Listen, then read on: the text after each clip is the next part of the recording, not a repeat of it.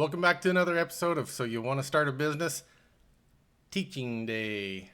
Today we're going to be doing our big deep dive into our topic today, and we're going to be coming back with Jen McFarland again today to go back into a little bit more detail of what you need to do and consider whenever you're starting your next project in your business.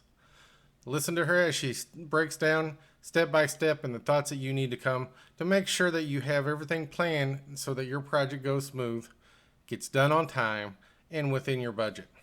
So with that, hope you enjoy. Make sure you like, subscribe, and share this content. Make sure you comment down below what you think, and hopefully that you comment on there and thank Ms. McFarland for coming on here and giving you this information that I know is great information for you to share.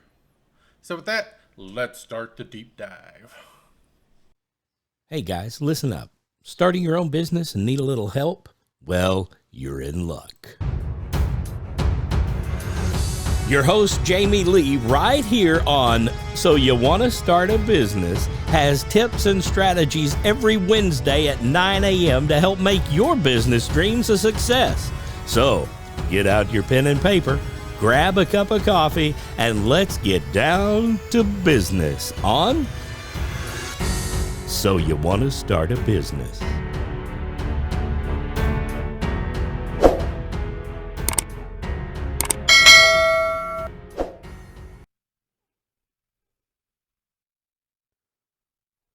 Episode that we had on Saturday with Jen McFarland, and it was a great interview and information on that. So if you haven't watched that yet, make sure that you go back and check that out. But today we get to do the deep dive teach. Today Jen will be going on and giving us a little bit of a rundown, deeper dive of the 4 key questions before starting a project.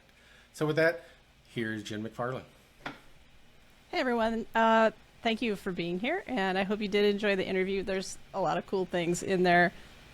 You'll definitely want to go back and listen to that or watch it. Today we're going to talk about how to plan your success. Now, it sounds kind of interesting, but in the interview that we had earlier, I talked about how I got my master's degree in management and leadership, and a lot of that was based around projects and how to run projects successfully. And I have a lot of experience in this area as a project manager at the city of Portland and later an executive. I would always start projects at that level with these questions, and they translate well into the nonprofit sector. They translate well into small business land. And they also, if I had known this when I was in the Peace Corps, it would have translated well there as well. And so one of the things that we can do to really beat back things like shiny object syndrome, wanting to buy or do all of the things, is really thinking about our success and what that looks like, and planning things out before we even get started. So this is a way that if you use these questions, they'll do a couple of things. One, you'll decide whether or not you think this is still a good idea or not. And sometimes that's one of the most important things that you can do if you have a project or an idea, is you want to weed out the things that really aren't important.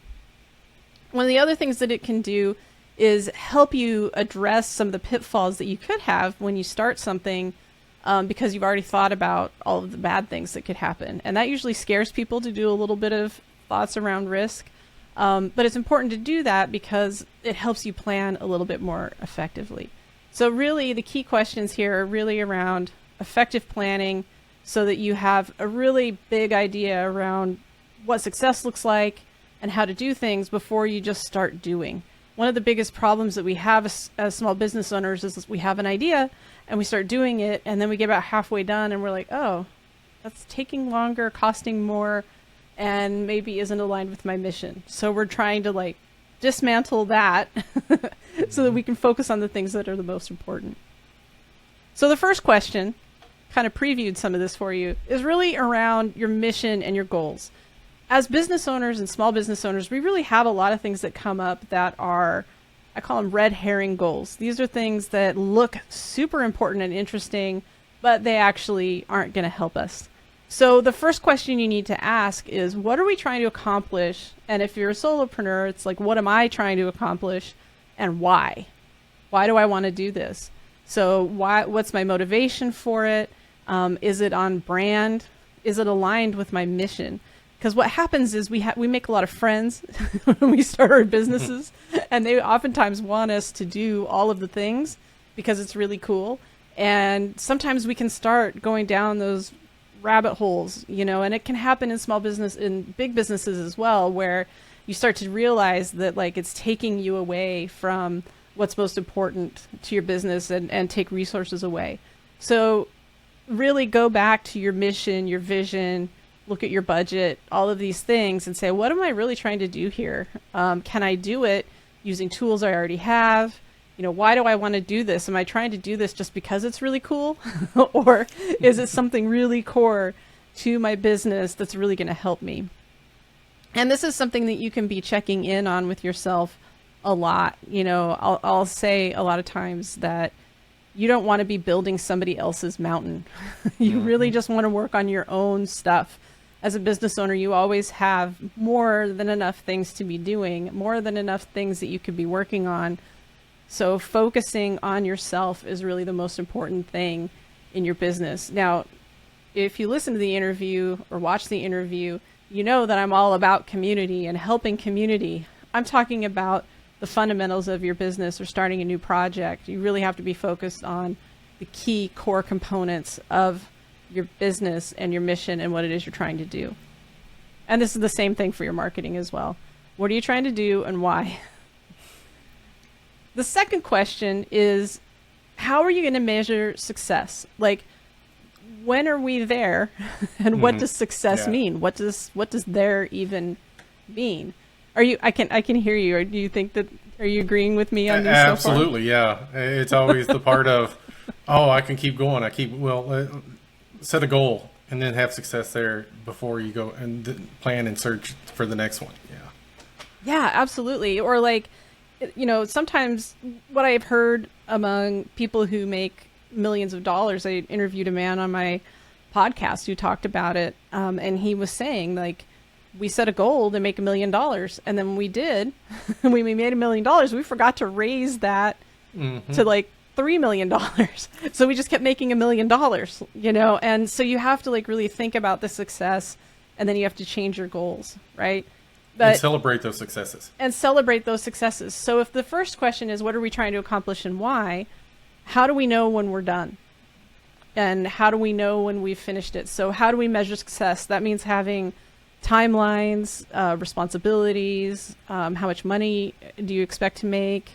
How are we going to know we are successful? And that can be, website visitors who convert. I mean, there's so many different ways that you can measure it. But it's really important that you have in mind what success looks like. And that's what keeps you from saying, like in the marketing context, that keeps you from saying, oh, well, I got 1,000 followers. Well, you can't take 1,000 followers to go buy milk. So you have to have something a little more substantial as a business owner in terms of how you measure success. So that's a really important thing to do. Do you have any other ideas around that? No, I just the part of, especially, and I like the part of knowing that you've reached that goal and celebrate that goal, to know that you are making those steps. Then before you decide the other one, go through these steps again to make sure you're reevaluating what your next steps are, your next project is at that. Yeah. I mean, and there's a reality to this, like, there's time and timing when it comes down to projects. Like, do I have time to do it? And is the timing right to do it? And that could come up in the, what am I trying to accomplish and why question. It could come up under how do we measure success, and you realize like this isn't going to work. The other thing that can happen is, you might have a big project, which is like, I want to help 1 million people. Well, okay, then you might need that's actually a series of things that are going to happen. That's so many projects to get there. It is like, what is it that I can do now that's going to keep me motivated? That's going to help me. Exactly. And so when we're talking about projects in this context, it's really about, if you're going to start a new initiative, if you're going to launch a new service or a new product, these are the questions to talk about. This isn't a like a huge project, which I've worked on before, where you're actually managing a whole series of projects leading up to it. So you have to kind of think about it like that. I mean, I believe that like life is a project and we have all these different things that are happening. I love projects because they have beginnings and ends. That makes it different than a program, which can go on forever. And I really like the idea, the timeline, even if you're a one-man crew, it really keeps you accountable.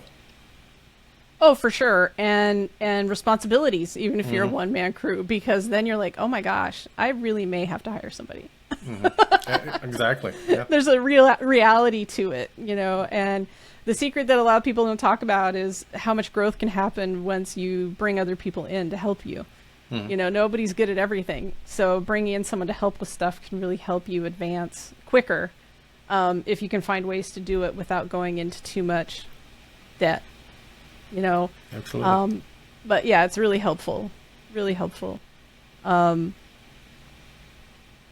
Okay, so this is one of the things, I love this question. I could do SWOT analyses like all day long, like, and that's strengths, weaknesses, opportunities, and threats. I like to look at projects and figure out and do risk analyses. I like to know what could possibly go wrong, not because it's going to stop me from doing it. But if I plan a project and assume that like it's going to just be perfect and nothing could possibly go wrong, then I can be really disappointed if something does happen. So one of the ways that we avoid that is we have to ask ourselves, you know, so what am I trying to do? What does success look like? The third question is, what other conditions have to exist? So it's like, in order for me to be successful, now that I've defined what I want to do, now that I know what success looks like, what else has to happen in order for me to make the magic happen? You know, because we know that if you've ever planned a wedding or painted a house or rearranged your living room, you know, it could be anything. Like, we know that perfection just doesn't exist. It's not out there. We know that, and especially in business, things are going to go wrong. It's really about how do we prepare for it? You know, we can't just say, well, I'm just going to get all of the followers because, like, you know, Gary Vaynerchuk said that I would. Like, no. Like, so many things could happen. You know, like, what is it that can happen to you? So, like, for example, one of the things I'm talking about are, like, the internal things that could happen. For example, last year, I was roller skating with friends. I fell, hit the back of my head, got a concussion, and I couldn't work for 6 months. That was really unexpected. I hadn't really planned for that, you know. And it was a bad year. You know, it was devastating financially. And this year has been about, okay, like, I need to hire a person. Yeah. I need to, like, think, you know, like, I can't be, you know, the one man, one woman show anymore. I need to bring other folks in because then it allows me to reach my goals and be successful and overcome potential internal disruptors. You know, like, if I can't work for a while, have I set something up that it can continue to go if I'm unable to do it? You know, I've had a lot of things happen since I started this business. Yeah. And it's like, you know, I've lost a parent, you know, I've gotten a concussion, a lot of different things have happened. You can't just assume that your life is going to be perfect and things aren't going to happen. Internal disruptions also aren't necessarily personal. Internal disruptors can be like, well, I have this plan, but I don't have the infrastructure actually to execute it. That can be an internal disruptor. It could be, you know, for example, I used to use ActiveCampaign. They like quadrupled their pricing. So my price was going to go from like $50 a month to $400 a month. Like, you know, this is significant change. That's actually more than quadruple. I thought that it was quadrupling, but it was actually more than that. So when that happens, it's like, okay, well, suddenly now I have to like change email marketing platforms. That's something that happened externally, but can also cause a huge ripple effect, an internal effect on how I get business done.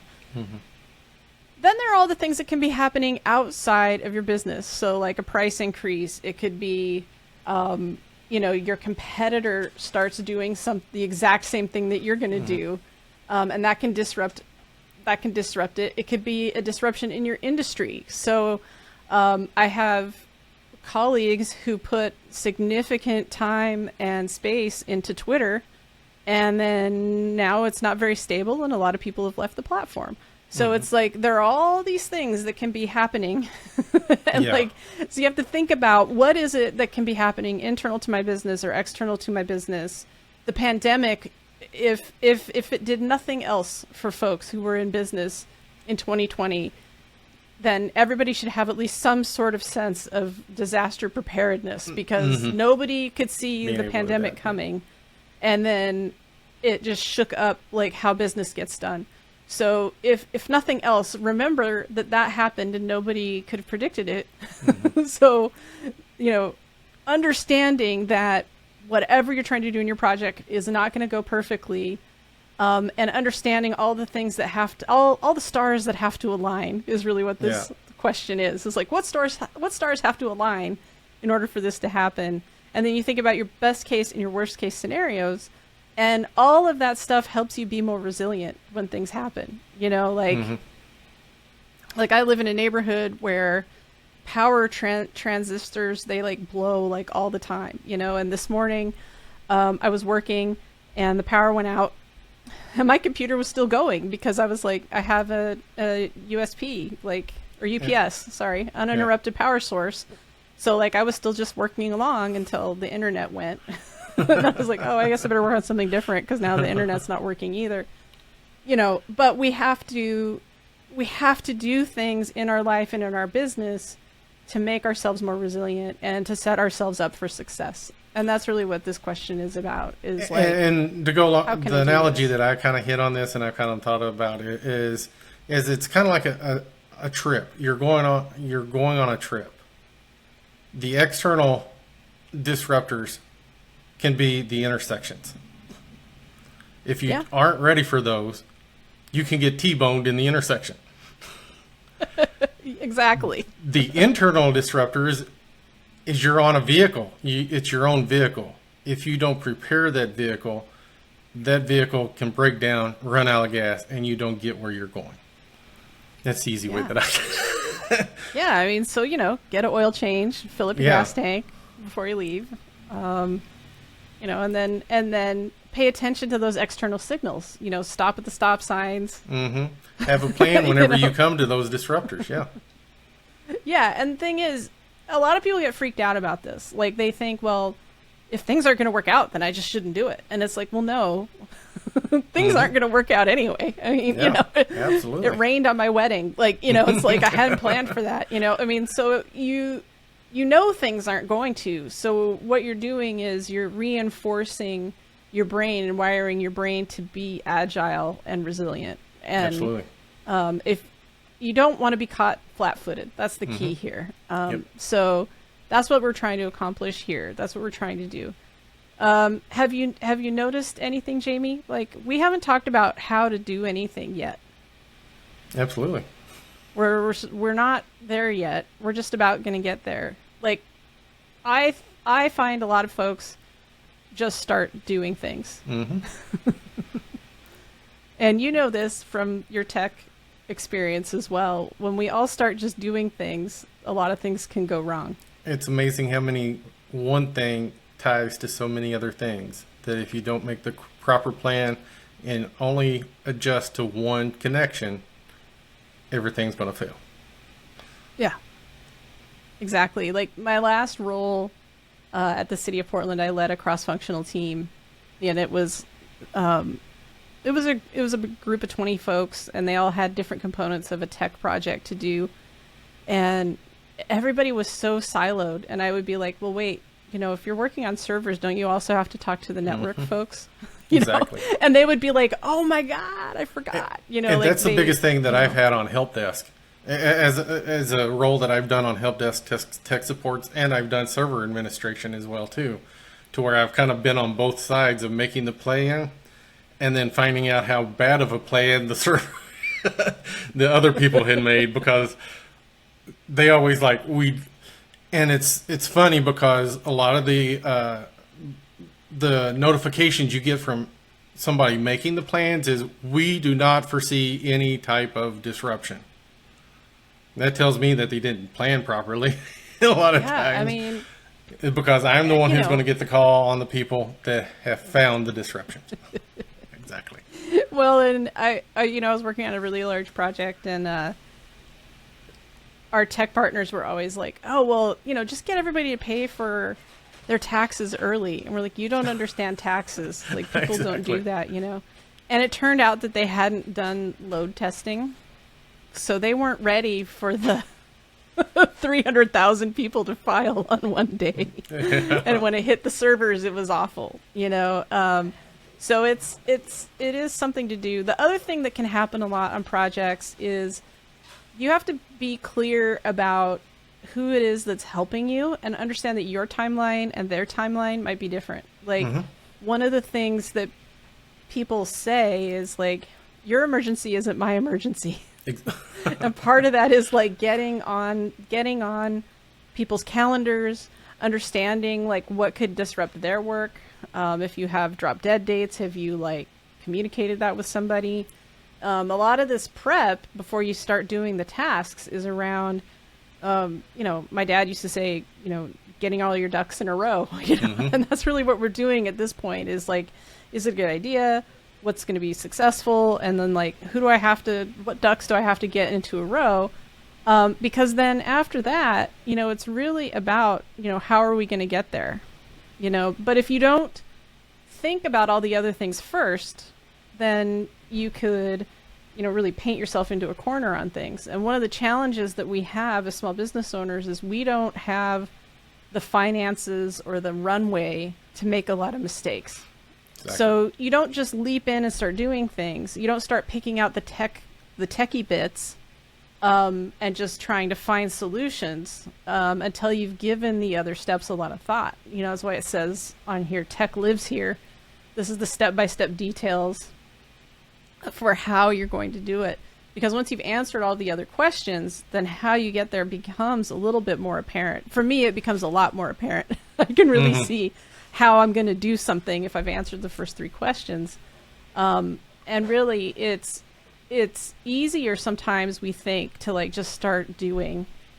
But in the long run, it's better for us if we go through the paces of the first 3 questions, so that then when we get down to how are we going to get there, and we really lay out the step-by-step tasks and get more detailed responsibilities and timelines, even though that takes a little bit longer to do than just jumping in. This is how we can save money.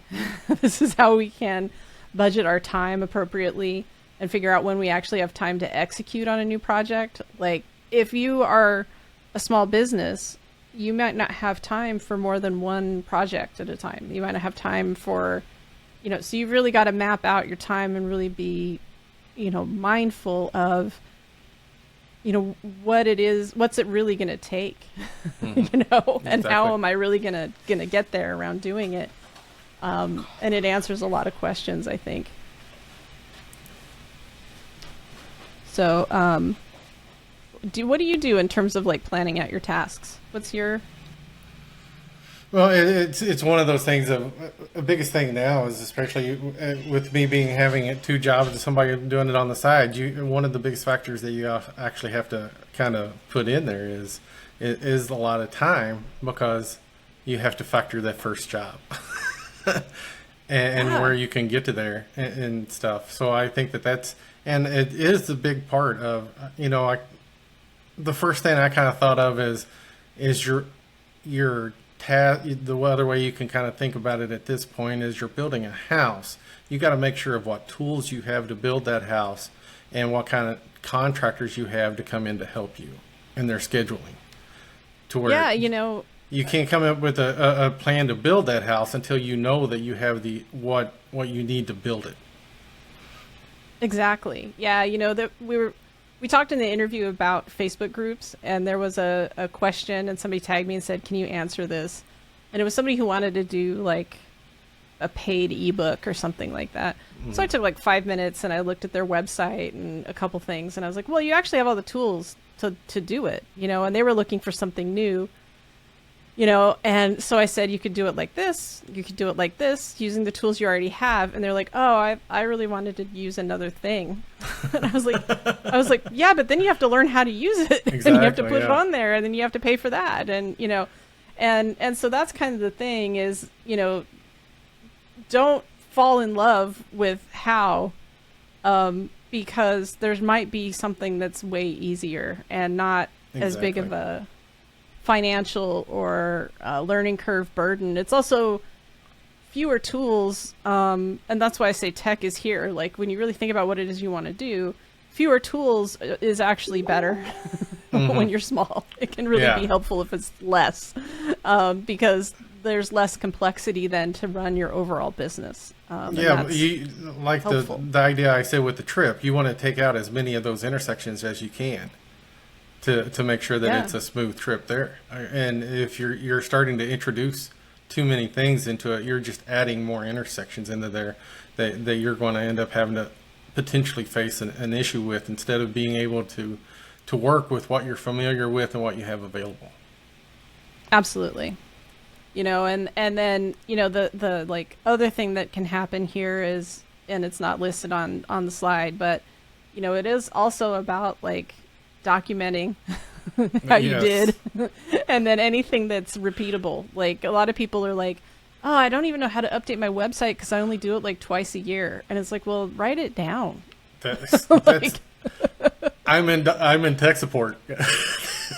I know. And that's the biggest thing is, if you hit a problem and you figured out how to fix it, you better write it down and document it, because that problem is going to come up again. And that's going to keep you from having to go through the whole process again to figure out how you got through that intersection. And, here's the thing. We all know it stinks to write this stuff down. Mm-hmm. It stinks for everybody. It's hard to do. I know that there's some AI tools out there, and there's some, programs like, I think, Scribe and things like that can do it. But it's worth it to write it down, because everybody wants to go full steam ahead because it's like they can see the end. But if they don't, and they're so excited to get to the end, that if they don't take their time and do it and document, like you said, document, then again, your next task is going to be twice as hard, just because you haven't realized and learned from what you did the first time. Right. And you want to be able to just pull up the thing that says, oh, how do I update my webpage, or how do I set up, PayPal payments, or how do I, whatever it is. How do I send an email campaign?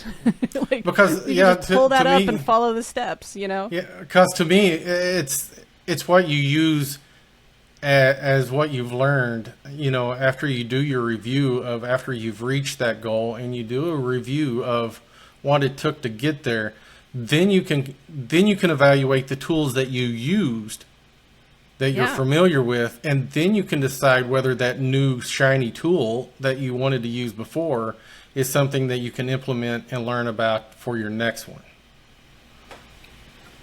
Absolutely. So just to put everything in one spot, and again, on here I said before starting something new, so this doesn't have to be a project. You can do this before anything. This is just if you're launching a product, if you're doing a project. I think we've beat these 4 questions to death. I just wanted to put them up in one spot. So what are we trying to accomplish? How will we measure success? What other conditions must exist? And then how are we going to get there? And then, that's me. So great. And this is exactly what I had pictured for these deep dive sessions, just to let you know. I loved it. And these are really the ones that I really would love participation for anybody who's watching this and stuff like that, of what did you learn out of this, and what did we not touch on that you, or what questions did you kind of face that, like, but what about if this happens? Well, put it in a comment, and I'm monitoring it and stuff like that. And Jen is just an email away or right there to be able to follow up with, to be able to get that information for you. So that's where, make sure that you like and subscribe, and leave as many comments as you can to make sure that it is an active group, that we want to support each other and be able to learn from each other. Cool. Yeah. Thank you so much for having me on here. And thank you. I totally appreciate it, and I think that it was definitely time well spent. It's exactly what I was looking for. So I appreciate your time, and look forward to keeping in touch with you and see what we do later on. Yeah, sounds great. Thank you. All right. Thank you. And with that, everybody, thank you for viewing. I hope you got as much of it out of it as I did. Thank you, Jen, for all the teachings and stuff like that. And with that, make sure that you like, subscribe. Let us know what type of topics that you are interested in, that you think, what are your intersections that you see that you're going to face through your journey, and let us know, and we'll try to help you get through there. So with that, I appreciate your time and everybody, and hopefully we will see you again. Thanks.